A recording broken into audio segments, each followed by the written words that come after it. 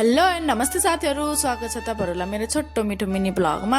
So साथीहरू, आजको रातिको खानामा चाहिँ मैले मासु बनाउँदै छु र कसरी बनाउँदै छु हेर्नु है त। सबैभन्दा पहिले मैले मासुको लागि कराई बसाले र तेल हाले र तेल हालेपछि तेल खरिएपछि प्याज हाले र प्याजलाई राम्रोसित भुटिसकेपछि मैले मासु हाले र मासुलाई राम्रोसित भुटे र मासुलाई राम्रोसँग भुटेपछि मैले चाहिँ यता दाल झान्दैछु। दाल चाहिँ मैले पहिले बनाएर राखेको थिएँ नि त।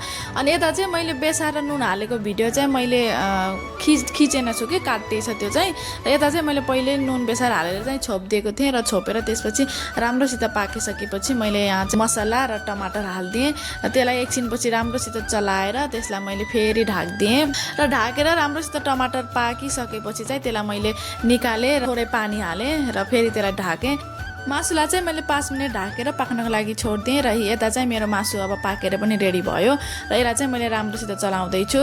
र मैले चाहिँ मेरो चाहिँ जहिले पनि खाना बनाउँदा चढाएर खाने बानी छ र यता चाहिँ मैले पितृहरूलाई थोडा खाना चढाइदिएँ र अब चाहिँ मेरो खाना बनेर रेडी भयो र मैले चाहिँ मेरो बुढाको लागि भात